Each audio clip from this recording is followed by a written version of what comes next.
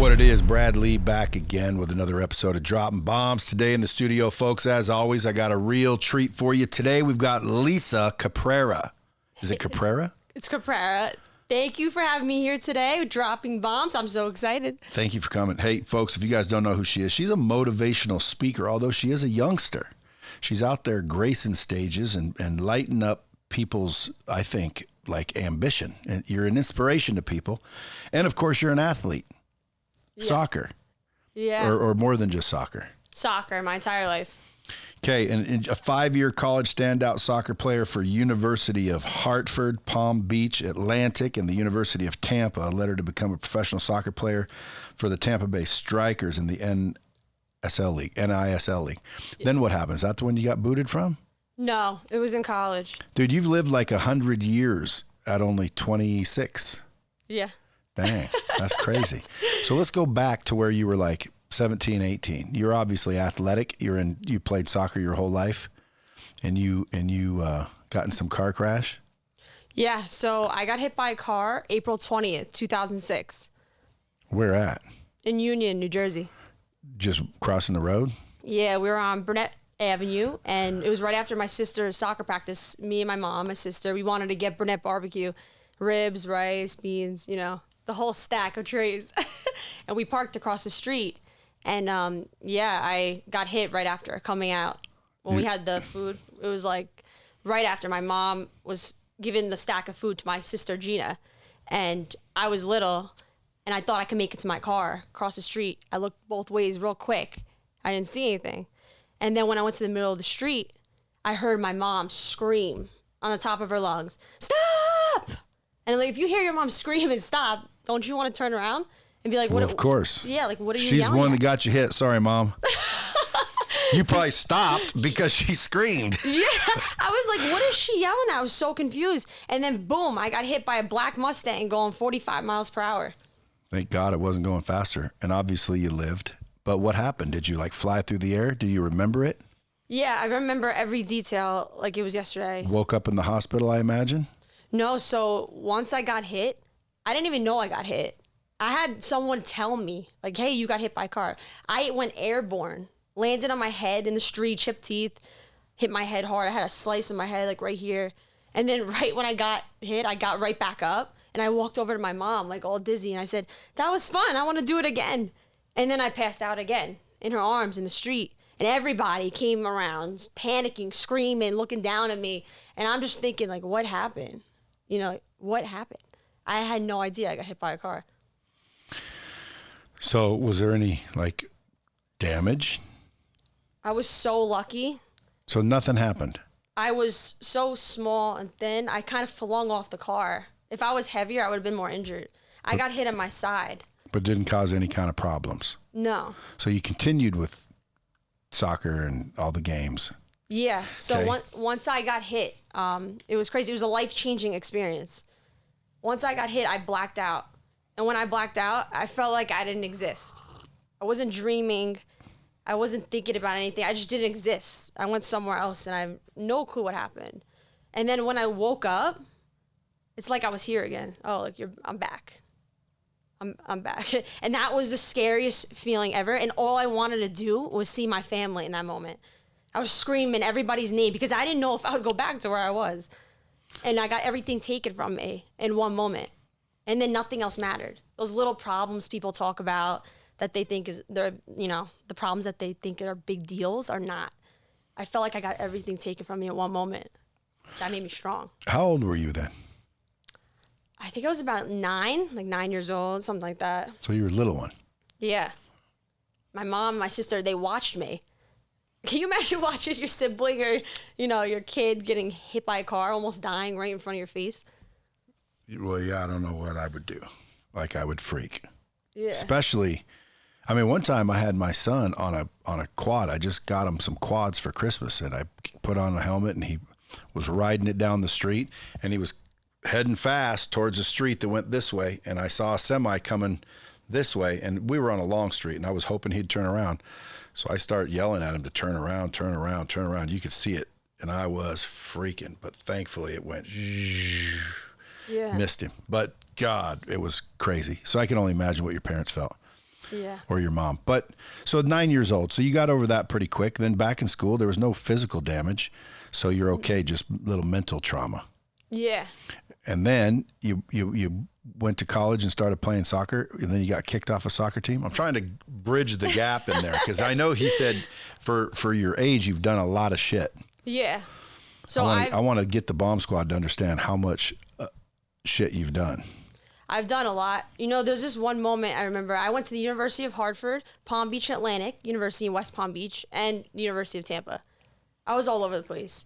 So when Playing soccer. Yeah, soccer brought me to so many different places. I've met so many great people who've taught me many different things. Were you like top of the game like that Mia Hamm lady? Or I'm fast, I'm skilled, and I don't take anything from anybody. Grew up in an Italian household, very strong father and mother. And yeah, that's just what shaped me to be a go-getter. You know, there's not one person that could point a finger in my face telling me that I can't do something. That was my biggest thing. You know, when I went to the University of Hartford, I had a professor. It was really smart. And it stuck with me my freshman year. He said, make sure you do as much as you can and take advantage of every opportunity you get, because it could lead you to so many different things. And he was right. I always listened to that. I always said yes to every opportunity I was given. I never said no, because I didn't want any regrets. I didn't want to look back and be like, wow, I should have done that, you know. I want to live life to the fullest, because not every day is guaranteed. Today is the youngest everybody in this room will ever be. Everyone in the world will ever be. Today's the youngest you'll ever be. That's scary to think about. Well, theoretically, chronologically, yes. But there are anti-aging technology being developed all the time to where eventually, dude, you might end up being metabolically younger than you are today. That's what I'm trying to do, because I'm getting old. So it's like, hey, let's stay young. Yeah. But I feel you. So now you're working with a lot of these athletes. You know, these you do in-game hosting for Yankees, frickin' who else? Yeah, so I was an in-game stadium host for the New York Yankees spring training in Tampa, Florida, and that was how'd you get that gig? Experience. It all started with an internship. You know, when I was graduating University of Tampa, right before that, I wanted an internship with the New York Yankees. I always had the Yankees on my TV every Sunday. My mom making meatballs in the house. I was always a Yankees fan. Even from Jersey? Yeah. I thought you guys were the, who else is there? It was the Yankees, yeah, Mets. Yeah. No, we were always New York Yankees fans. And yeah, so, you know, being on the microphone was an incredible experience. To be the face of, you know, the Yankees for spring training was awesome. Memorizing paragraphs, speaking live, connecting with people, little kids, Yankee hats, looking at, you know, Aaron Judge, Stanton, Gleyber Torres, all those players. They're looking up to them. They want to be in the major leagues one day. You know, and I love the atmosphere. I love being around people who want to be successful, who want to grow, and they're not content. You know, being content bothers me. Why is that? It just bothers me. I don't like to settle. I'm always looking for opportunities to grow and connect with people. That's why I talk to everyone around me. Whether you're a maid or whether you're a CFO, I'm talking to everybody. I'm treating them all the exact same, because you don't know who knows somebody. True. My motto is, the more hands you shake, the more money you make. That's the key. Relationships. Especially even if you die. You know, when you die, you're not worried about money or business. You're normally worried about relationships. So relationships are key. You're going to be successful, I can tell already, just because of that. You know, to me, it's mindset, skill set, habits. Mm-hmm. So what's your mindset?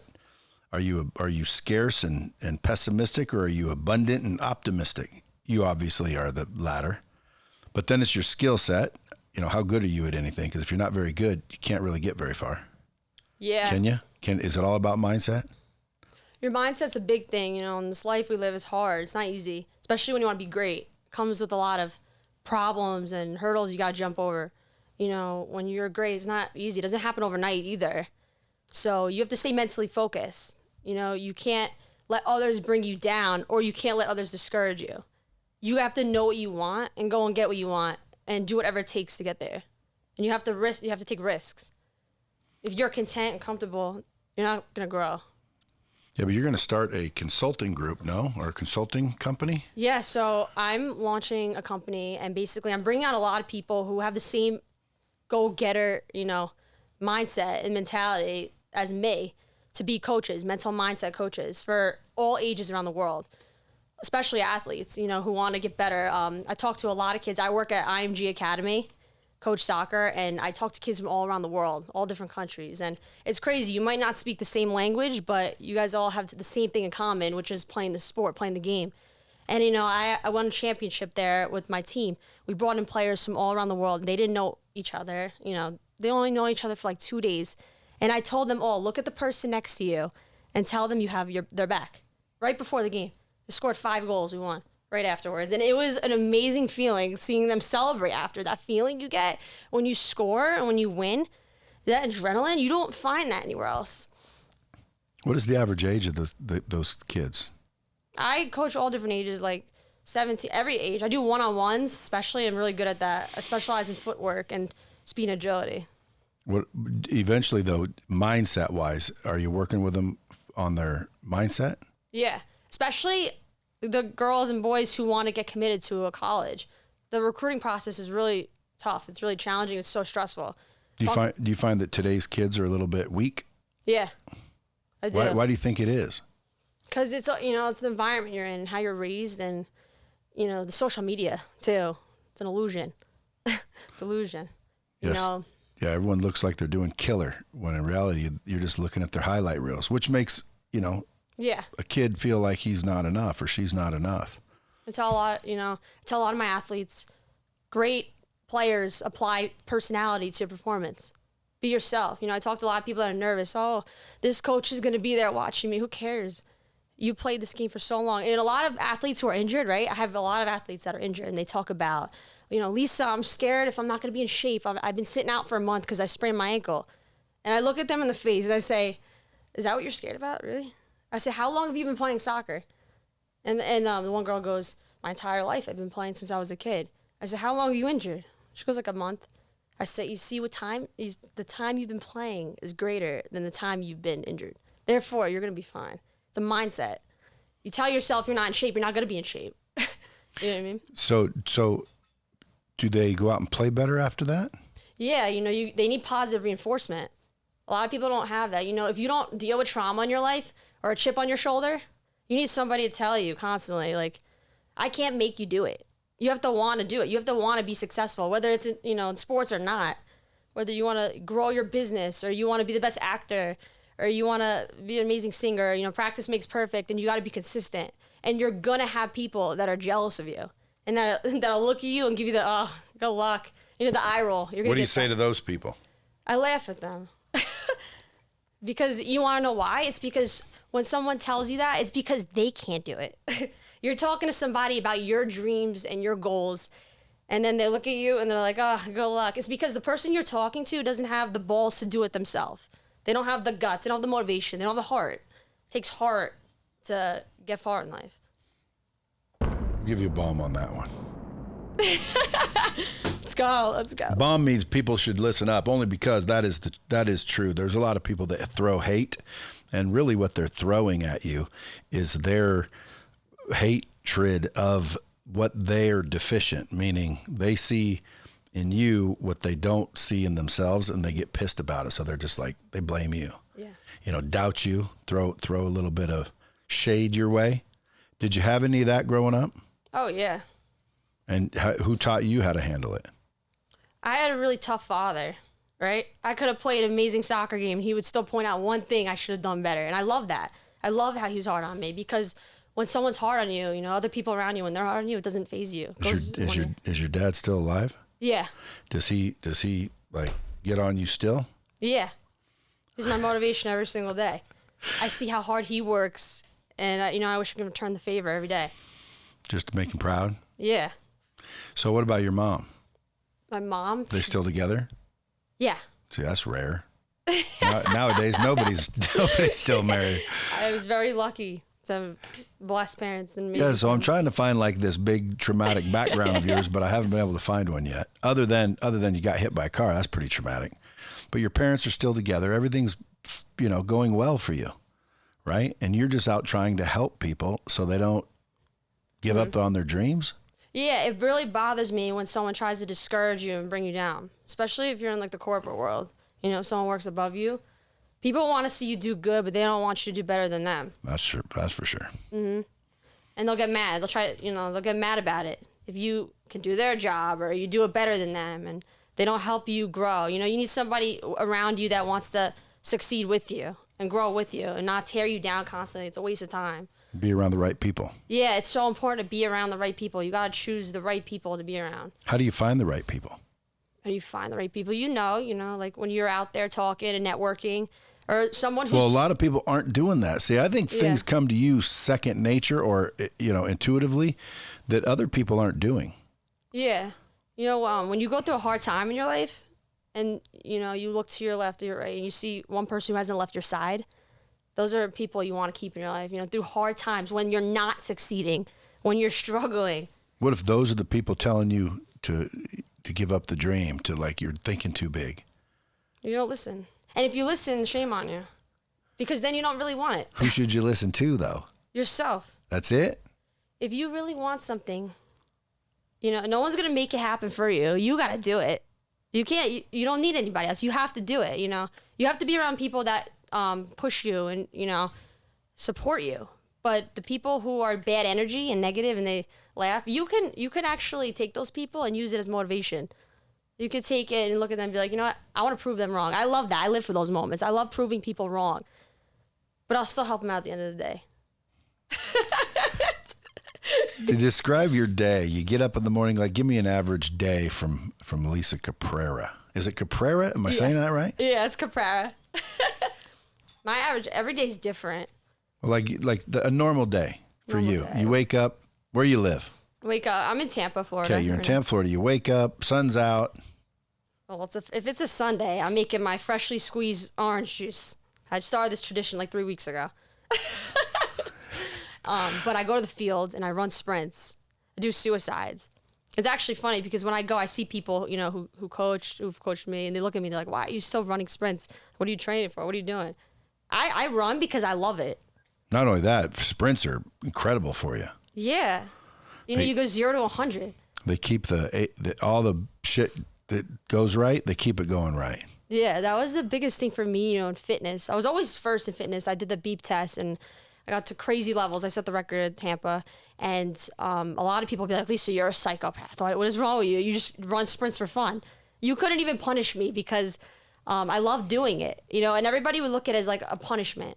Oh, I got to run sprints. It sucks that much more because you have that attitude. You know, if you train your mind to love it or to train your mind to put yourself in uncomfortable situations, that's how you grow. That's how you get better. You know, you do the stuff that sucks. If you want to do 300s, like that's not fun, but like it's going to make you better. You know, you got to constantly find challenges for yourself. If you don't, it's just you're going through the motions. It's like everybody's going through the system that you're supposed to do this, you're supposed to do that. It's the ones who don't follow that system and they just, you know, are different or are considered crazy. Those are the ones who succeed. Do you find a lot of people your age and below don't know exactly what you're talking about? You know, a lot of people know it, but they don't care. They don't care. What do you think the difference between like a Gen Z? What's today's Gen called? With not millennials, Gen Z, yeah. Oh, like what's the difference between like Gen Z and Gen X? You're Gen Z, aren't you? Millennial, yeah. Well, I was you're the youngest. Gen Z.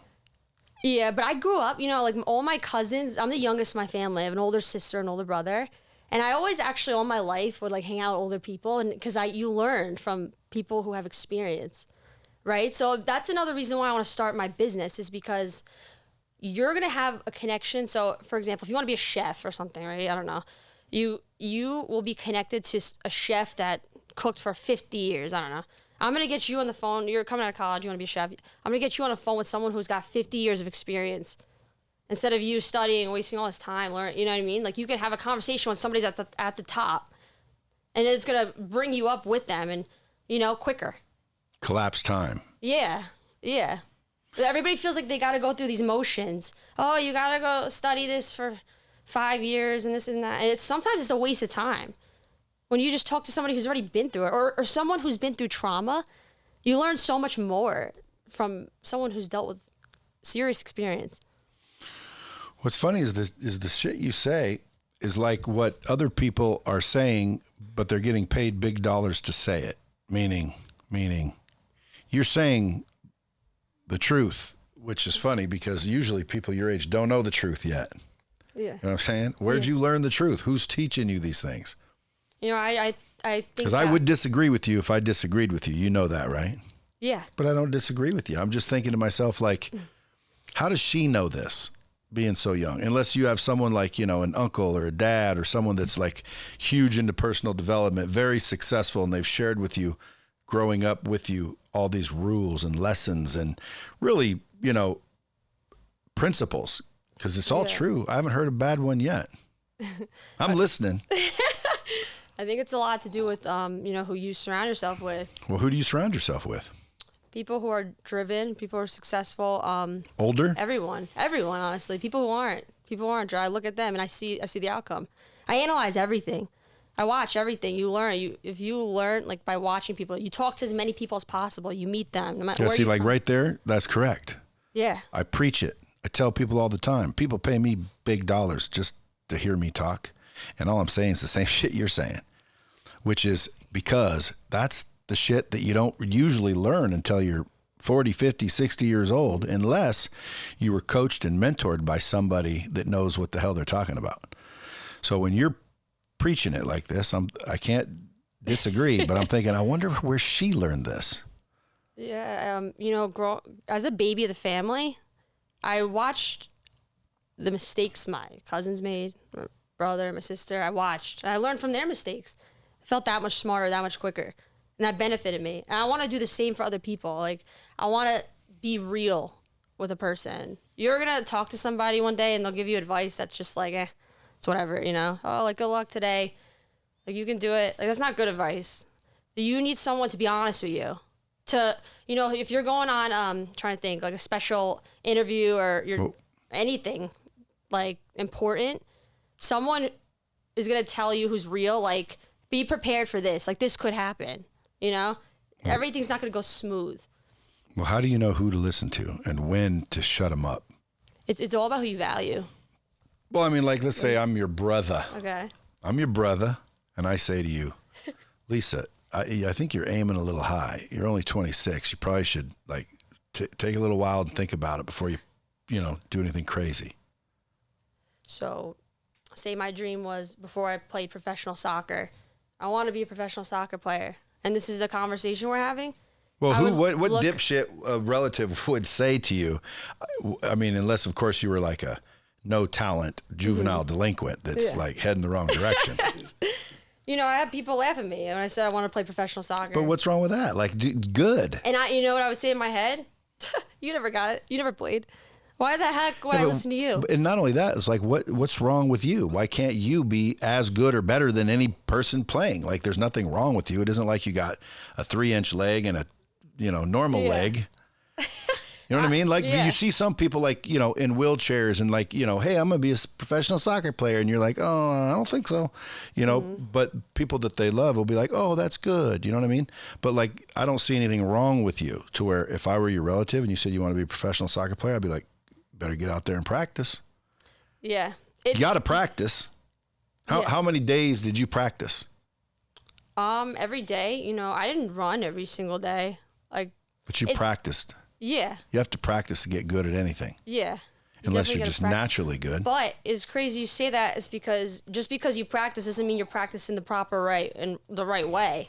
People could say, oh, I went to the gym today and all you did was take 3 selfies in the mirror and did the lat pull down 5 reps.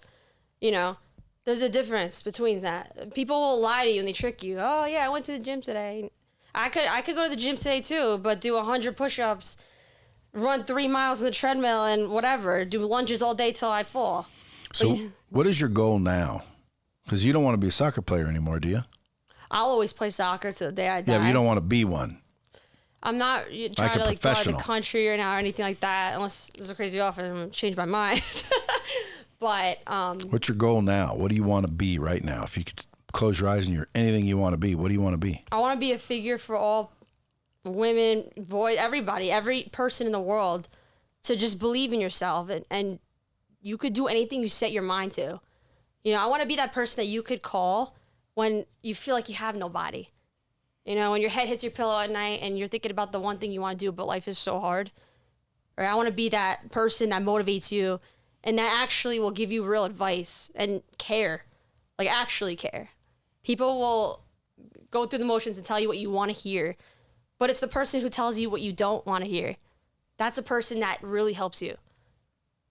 You know, there's a lot of stuff that went on in my life that I went through. Not personally too. Like, my sister got a major operation.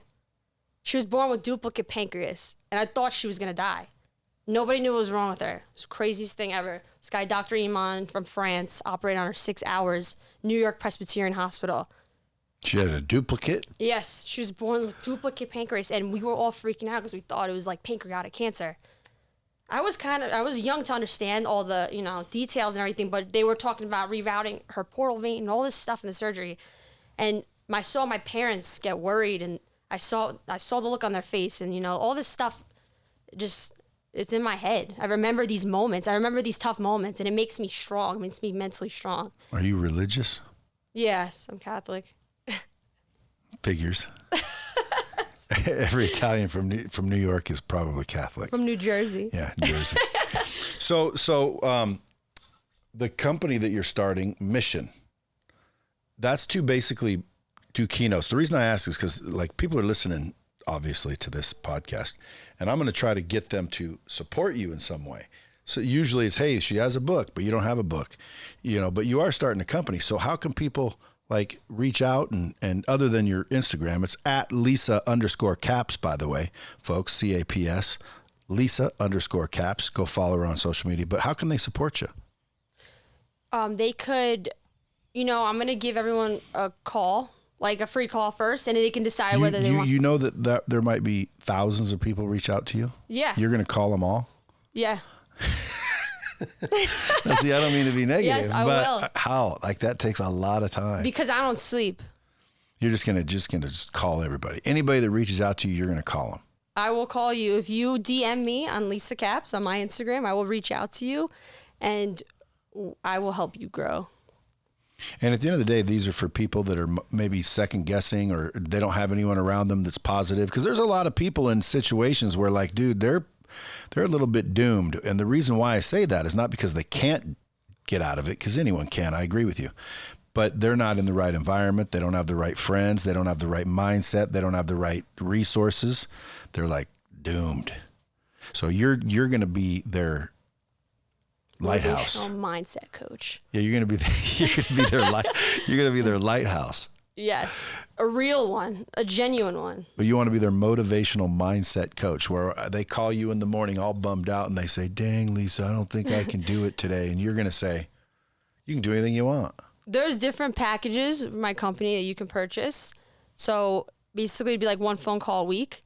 And you won't live phone call from you? Yeah. How are you going to do all that? Well, I have a team, right? So I have a lot of connections. As I told you, I talk to a lot of people. I'm all over the place, right? I know a lot of people. That's the key, by the way. Yeah. Put that one in your back pocket.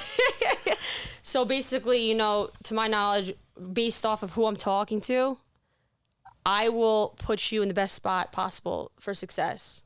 So like I said, if you want to be a Major League Baseball player, I work for the New York Yankees. I know a bunch of Major League Baseball players that I can connect you with. So you could talk to somebody who actually experienced all the trauma at a high level. You don't have to even talk to me. I could connect you with somebody. It's not even about the money. It's about giving you real life advice and actually setting you up for success. You know, it's not just for me, but I will help set you up for success by connecting you with somebody that makes sense. Well, I'd love to follow this progress a little bit, only to see how many people reach out, because it might overwhelm you. I'm at my best under pressure. Okay. Okay. Yeah. Well, folks, there you go. If you guys want a motivational mindset coach and you're having any issues whatsoever, or you just want, like, a friend to talk to, right? A go-getter. a go-getter, if you want somebody on your team to support you and actually guide you right, you know, maybe you're surrounded by people who just roll their eyes at you or not helping you. Well, there's a lot of people out there that, all joking aside, they don't know the way to go. So they hear this, they call you, you know, a good, solid, experienced voice and or just someone nice and encouraging would help a lot of people. You know, I don't know where they are in life, but at the end of the day, I just know that there's probably quite a few of those. And you just told them all to reach out to you. So you just might have, you know, 800 people to call when this thing drops, is all I'm saying. And 800 calls, even if you called one person every 10 minutes, because you can't go, hi, you got to talk to them for a little bit. So if one person every 10 minutes times 800 people, that's 8,000 minutes, 60 minutes, an hour. You've literally got, you know, a couple hundred hours ahead of you. And that's if they stop reaching out, which again, the podcast drops and it stays out there forever. I have people that listen to one that I did 4 years ago, reaching out today from hearing it from 4 years ago. So this will live in perpetuity. You might want to call me eventually and say, hey, shut that offer off. No, because I love helping people and this is what I do without even getting paid to start, but I'm launching my own business and it's going to explode. And I'm happy to help everybody around the world. You want to give everybody your personal cell? Don't do it. No, definitely DM me on Instagram. If you have a fight in you, right, I'm the person to talk to. But if you don't waste my time.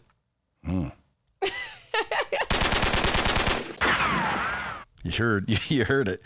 Now, last question that I have. Now, let's assume, you know, this business is booming. You're ready to rock and roll. There's companies out there that want to hire motivational speakers. Do you have a prepared presentation that you go out and do, or do you just, you know, create it on the fly?